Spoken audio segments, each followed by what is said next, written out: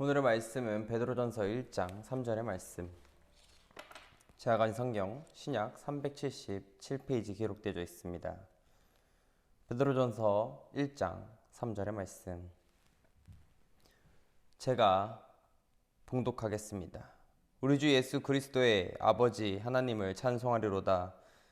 그의 많으신 긍휼대로 예수 그리스도를 죽은 자 가운데서 부활하게 하심으로 말미암아 우리를 거듭나게 하사 산 소망이 있게 하시며. 아멘. 오늘 말씀의 제목은 이겨낼 수 있는 힘이라는 말씀의 제목으로 여러분과 나눠보고자 합니다. 절망은 희망의 다른 이름이다 라는 책이 있다고 하죠. 이것은 박진식 씨가 쓴 책입니다. 그분은 이남 일녀 가운데 막내로 태어나 다른 우량아들이 부러워할 만큼이나 매우 튼튼한 아이로 자라났습니다. 그런데 7살일 무렵부터 몸이 이상이 있다고 했다고 하죠. 9살이 되자 주변의 사물을 붙잡지 않으면 일어서거나 앉거나 눕지도 못하는 지경에 이르게 되었다고 합니다. 그래서 그 사람은 병원을 찾아가게 되고 그의 병명은 다음과 같이 부갑상선 기능 항진증에 의한 각피석회화증이라는 병명, 아주 특이한 희귀질환을 얻게 됩니다. 이것은 시간이 지나면서 남아도는 칼슘이 석회로 변해 몸에 차곡차곡 쌓여 엉겨붙는 병이라고 합니다. 의사들은 20대를 넘기지 못한다라고 이야기했다고 합니다. 몸은 점점 굳어져 갔고 손가락 하나 제대로 움직일 수 없는 처지에 놓인다는 것이었죠. 그는 죽어가는 자신의 육신을 보듬고 그 이해할 수 없는 절망에 울어야 했다고만 합니다. 그러나 흔적도 없이 죽어가기엔 너무 억울해서 그는 무엇을 해야 할까 고민했죠. 마침내 자신이 이런 기막힌 인생을 기록하며 스스로 불행하다 생각하는 이 세상 모든 사람들에게 한 줄기의 희망의 빛을 비추고자 결심을 했다고 합니다. 그래서 손에는 볼펜을 끼고 컴퓨터 키보드를 한자 두들자 이렇게 두들기면서 글을 써 내려갔습니다. 내일을 알 수 없는 절망과 불행 속에서도 독학으로 영어와 한문까지 공부하며 다방면으로 독학을 했고 시를 습작했으며 그 글을 쓰기에 정성을 최선을 다했다고 합니다. 몸이 점점 돌로 변해가는 처지에서 고통을 당하면서도 결코 절망하지 않는 30대의 젊은이의 이야기가 바로 절망은 희망이 아닌 희망과는 다른 이름이다 라는 책이었다는 것이죠. 덴마크 철학자 키에르케고르는 그의 저서를 통해 절망은 죽음에 이르는 병이라는 말을 했습니다. 그는 절망이 얼마나 유해한지를 지적하며 제2편에서는 절망의 죄라는 것을 말하고 있죠. 희망의 신학자라고 알려진 독일의 위르겐 몰트만 박사는 오늘날 인류를 비참한 상태로 몰아넣는 것은 그들이 절망하기 때문이라고 생각한다. 기독교의 이해에 있어서 절망은 가장 나쁜 죄이다 라고 말하고 있습니다. 그는 절망은 재앙을 부르는 가장 나쁜 죄라고 지적하고 있습니다. 절망하는 자에게는 미래가 없다고 말입니다. 절망하는 자에겐 또한 행복도 없겠죠. 절망하는 자에겐 웃음 또한 없을 것입니다. 그러면 단테는 그의 책 신곡에서 지옥의 입구에 이곳에 들어오는 모든 자들은 소망을 포기하라 붙여져 있다고 합니다.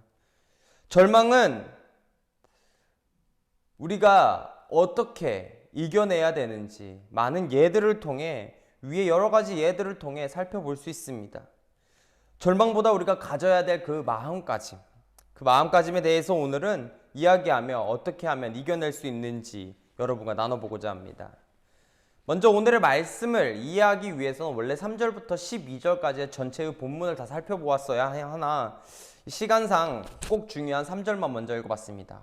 되신다면 꼭 12절까지 읽어보시도록 하십시오. 이 3절에서 12절의 본 서신의 도입부 부분과 이 후반부에 해당되는 부분입니다. 이 3절에서 12절은요. 이 부분에서 우리는 베드로 전서의 이 전체 들리는 중심 주제가 무엇인지를 분명하게 알 수 있습니다. 따라서 우리는 본문을 읽을 때 주님에 대한 기대감으로 읽어야 할 것입니다. 그렇다면 이러한 마음으로 읽을 때 우리가 가장 먼저 들어야 될 음성은 무엇입니까? 3절의 바로 첫 단어인 찬송하리로다 라는 단어이죠. 이 단어는 본문뿐만 아니라 본서에서의 중심의 주제로 뜻을 부각시키는 데 있어서 매우 의미 있는 단어라는 것입니다. 아니 이 단어가 본 서신의 궁극적인 주제가 되었다 해도 아마 누구 하나 비방할 수 없을 것입니다. 여러분, 본 서신이 쓰여졌는지 어떻게 쓰여졌는지를 먼저 알아야 하는데요. 하나님께서 아무 목적 없이 베드로를 통해 기록한 것이 아니라는 것이죠. 당시의 삶과 정황 속에서 성도가 어떤 삶으로 살아가야 하는지에 대한 분명한 대답을 우리에게 주고자 이 글을 적었다는 사실을 알아야 합니다. 다시 말해 그 당시 상황엔 AD 64년, 주 64년부터 시작된 네로 황제의 그리스도교에 대한 대박해를 기점으로 로마 제국 전역에 확산되고 있던 그리스도에 대한 박해와 궁극적으로는 말세에 거세게 일어날 정도에 대한 성도들의 핍박, 이 세상 사람들의 핍박 속에서 성도들이 어떻게 살아가야 되는지에 대한 대답에 대해 베드로 전서는 자세하게 기록한 것입니다. 그런데 그 문제에 대한 해답의 첫 말씀의 시작은 무엇이었다고요? 바로 찬송하리로다 라는 단어로 시작한다는 겁니다. 그렇습니다. 찬송, 이것은 우리가 고난과 시련 속에서 취해야 할 마땅한 삶의 태도이자 자세라는 것이죠. 이 해답이 마음에 드십니까? 시련과 고난, 역경이 없을 때는 아멘이 하기 쉽다가도 막상 우리가 그 상황에 처하면 아멘이라는 응답에 대한 부름에 대한 확신을 내놓기란 어렵습니다. 감당하기 어려운 일들이 우리에게 정면으로 돌진하고 있는 그 상황 가운데서 우리는 두려움에 사로잡히거나 불평불만을 토로하는 것이 훨씬 쉽습니다. 시련과 역경 속에서 우리의 입술에 어느덧 원망과 불평의 열매가 아마 주렁주렁 열리는 여러분 그리고 저의 모습을 볼 수 있을 겁니다. 그런데 원망과 불평의 열매를 맺는 삶은 성도의 올바른 삶의 태도가 아닙니다. 그때 우리가 할 것에 대해 성경은 분명히 찬송이라고 하였습니다. 이것은 불가능한 일이 아니죠. 우리의 믿음의 삶에 있어서 우리들의 선배의 삶들을 살펴보다 보면 성경은 다양한 증거들을 제시하며 불평불만하기보다 찬송하리라, 아멘으로 화답하라 라는 이야기를 충분히 보여주고 있습니다. 요셉은 형제들에게 배반당해 웅덩성에 갇히고 애굽의 종으로 끌려가고 모함으로 인해 옥에 갇혀도 결코 원망하지 않았습니다. 또한 생명을 위협하는 아수르 사내림의 포위 속에서 랍사게의 조롱의 편지를 받아든 히스기야도 오히려 하나님의 주권을 찬양했습니다. 그럼 이 한두 가지 예로 끝나느냐? 아니죠. 사절굴 속에 갇힌 다니엘, 마음의 사형 선고까지 받았을 정도라고 말하는 절망 가운데의 상황에 있었던 바울, 초기 기독교 때의 화양당 플리캅, 그 외에도 기독교 역사를 통해 죽음을 맞이하고 고난과 시련 속을 걸어갔던 수많은 우리 앞에 나아간 선배들의 모습을 보게 된다면 오히려 주님을 찬양한 숱한 믿음의 선배들이 어떠한 상황 속에도 찬양할 수 있었음을, 또 그렇게 하는 것이 성도의 자세이자 자신감이라는 것을 우리는 너무나도 잘 알 수 있습니다. 더욱 주목해야 할 사실은 지금 이 순간에도 기독교를 박해하거나 사회나 국가의 죽음으로 위협받고 있지만 그 속에도 찬송하는 다양한 성도들이 분명 존재한다는 것이죠. 바로 우리가 이러한 모습을 보는 것이 맞다는 것입니다.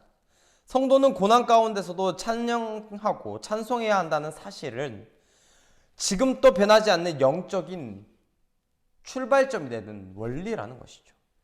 그러므로 여러분, 이 원리를 따라 고난 중에도 찬송하시는, 그리고 성도님들과 함께 고난 중에도 찬양하시기를 바랍니다. 멋진 신앙의 화음을 만들어가는 찬양하는 자가 되어야 한다는 것이죠.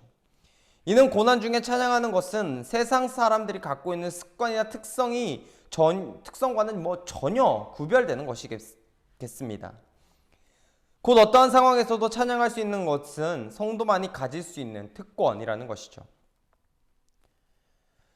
따라서 고난 중에 찬송하는 것은 곤욕스러운 것이 아니라 우리의 속사람이 그만큼 성숙하여지고 이 견고해졌다라는 증거가 될 것입니다.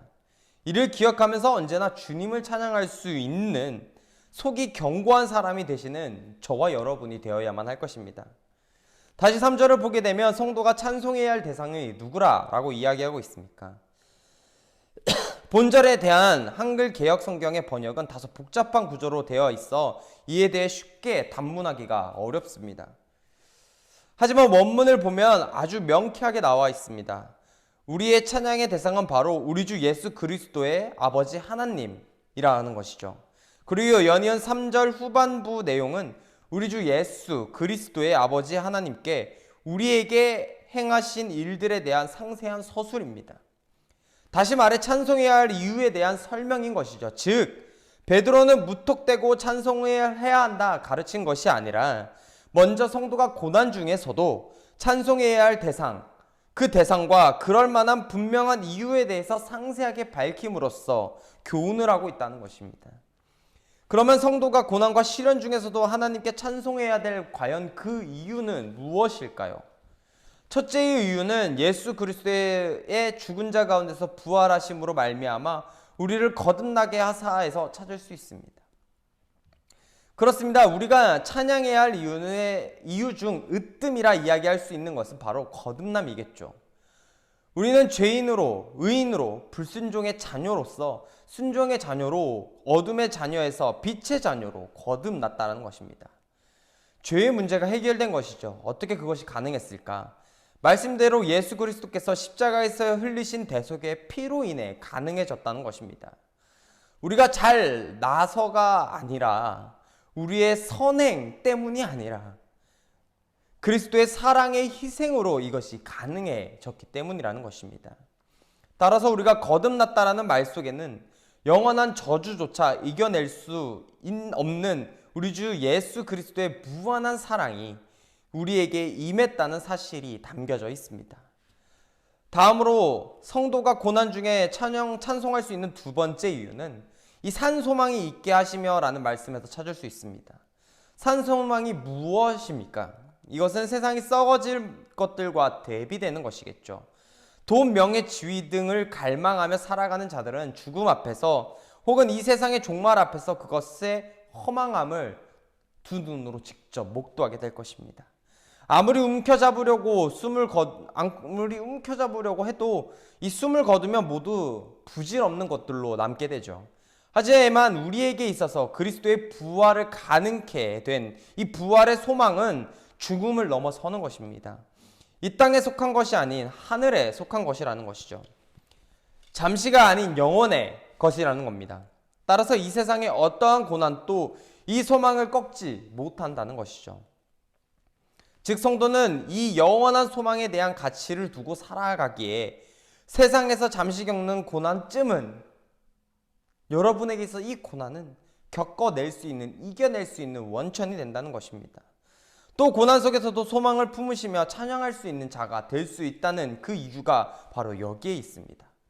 그러므로 고난 중에서도 찬송하리라 라는 영적인 원리는 우리에게 짐이 되는 것이 아닙니다.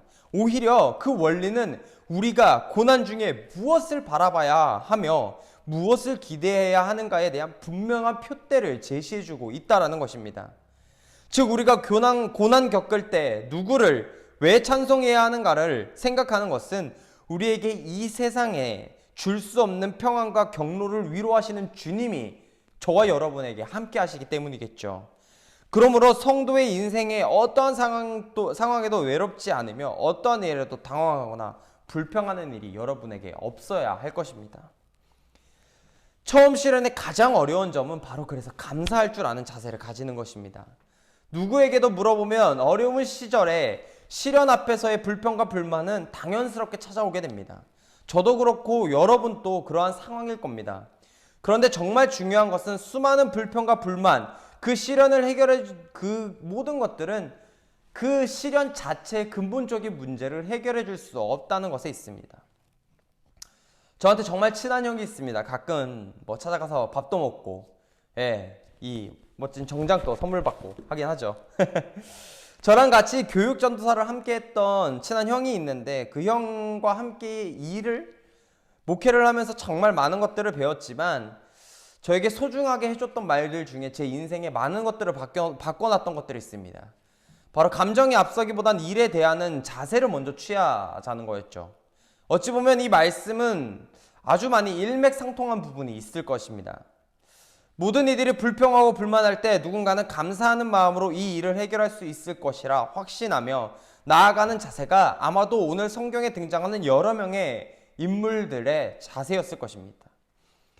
그들은 자신의 상황을 비관하고 포기하는 것이 아니라 감사하며 주님을 찬송했습니다.